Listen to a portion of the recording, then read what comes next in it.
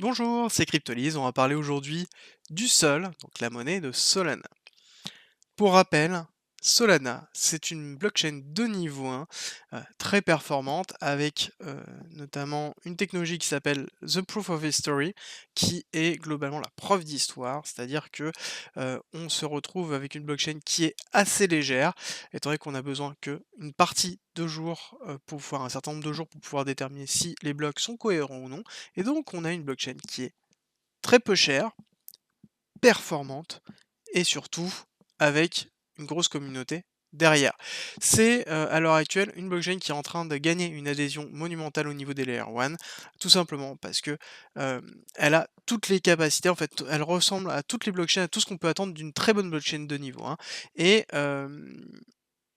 elle est arrivée à un moment où on avait vraiment un gros besoin. On va le voir au niveau du cours, mais elle a eu une première vague d'adhésion qui a été bien avant, les autres sur 2021 où justement elle a été vraiment une solution pour pouvoir construire des différents projets et donc du coup, c'est ça qui est intéressant. Pourquoi? Parce que, quand on regarde Solana, Solana, c'est une blockchain sur lequel on a des SDK, donc globalement des kits de développement qui sont sur des styles de développement comme du C# du JavaScript. Il y a et beaucoup du Java, du Python. Il y a énormément de langages sur lesquels on peut développer, sur du Solana et qui permet justement d'avoir une adhésion forte au niveau des développeurs et donc plus on a d'adhésion dessus, mieux c'est. Autre point, Solana attend encore, la capacité de pouvoir intégrer des, machines virtuelles Ethereum, donc du coup des applications directement développées, sur Ethereum. À partir du moment où on arrivera à avoir cette partie-là, je pense que Solana va vraiment éclater et n'attend que ça pour avoir justement, voir son écosystème grandir de toutes les applications, déjà présentes sur Ethereum ou, Polygon, qui puissent venir, justement sur Solana. Autre chose, Solana, c'est aussi, une blockchain qui a un gros backing, que ce soit en termes d'investissement ou en termes de communauté, à travers son marketing qui est très fort et donc du coup, on retrouve avec une blockchain de niveau 1 qui va performer et qui performe déjà actuellement.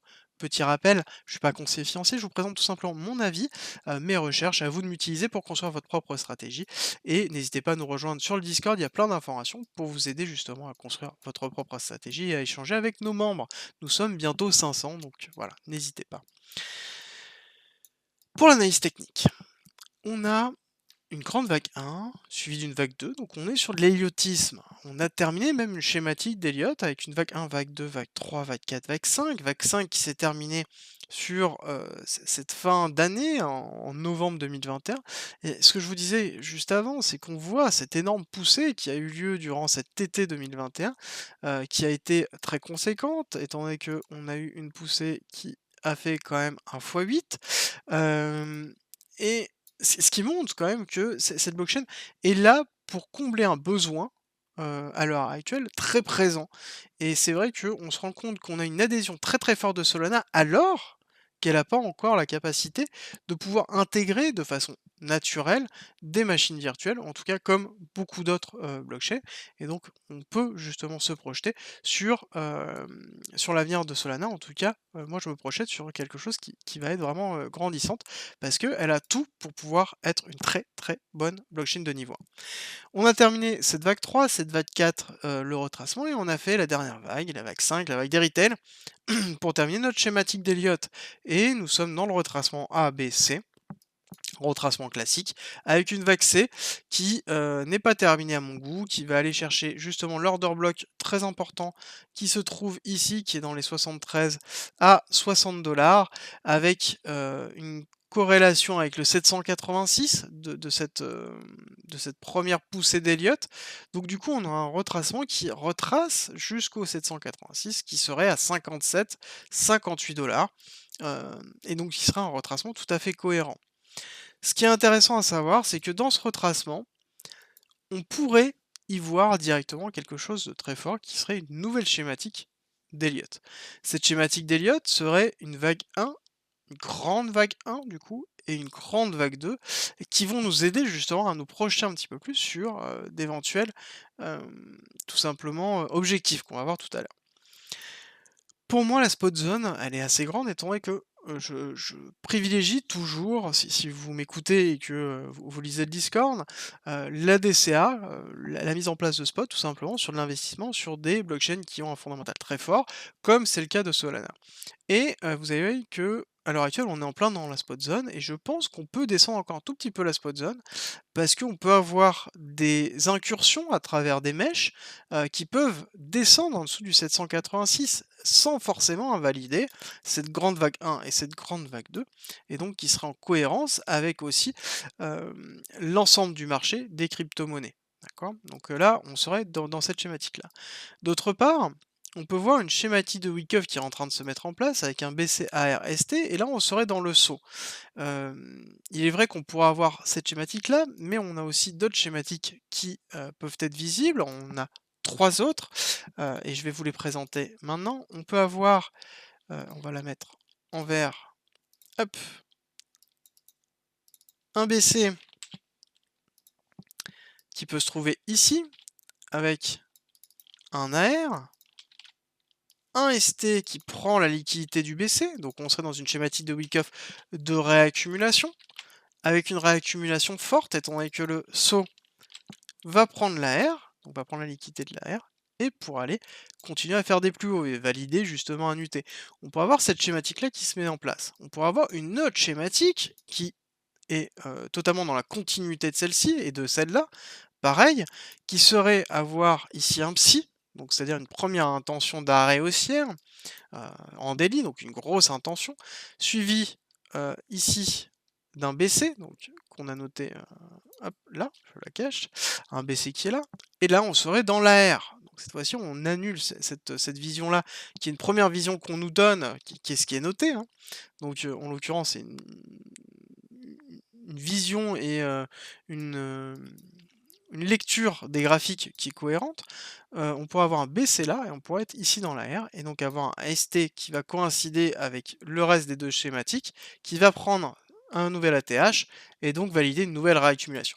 Donc ça sous-entend que là, on serait dans une accumulation avec enfin une réaccumulation pardon, dans une réaccumulation et donc ça montre à quel point on pourrait avoir un actif qui va être très fort, dans les mois à venir et je pense que vous connaissez un petit peu ma position sur, les cryptomonnaies. Je pense qu'on va se retrouver sur, une période qui va être assez calme sur ce début d'année 2022 pour un éclatement fin 2022, début, 2023, qui pourrait justement nous amener dans des nouveaux sommets et ça pourrait être, coïncider avec justement l'analyse technique qu'on peut voir et qu'on retrouve sur beaucoup d'altcoins, en tout cas maintenant.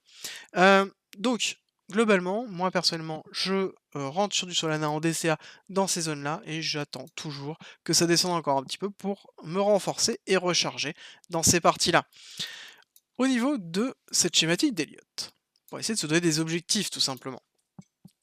Au niveau de cette schématique d'Elliott, on va avoir donc une première vague 1 qui se trouve ici, une vague 2 qui va retracer, donc là si on se projette un petit peu à minima jusqu'à 786, qui va nous donner une target possible, hop, on va éteindre un petit peu le graphique, qui va donner une target possible à 480 ou même 784.